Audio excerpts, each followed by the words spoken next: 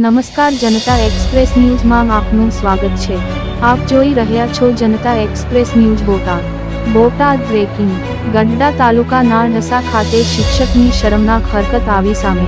ઢસા ખાતે પ્રાથમિક શાળામાં શિક્ષક દ્વારા વિદ્યાર્થીની સાથે શારીરિક અડપલાં કરતા હોય તેવો વિડીયો થયો વાયરલ। શાળામાં શિક્ષક તરીકે ફરજ બજાવતા જાની આનંદકુમાર વિડીયોમાં વિદ્યાર્થીની સાથે કરી રહ્યો છે શારીરિક અડપલાં। વિડીયો વાયરલ થતા સમગ્ર હકીકત આવી સામે।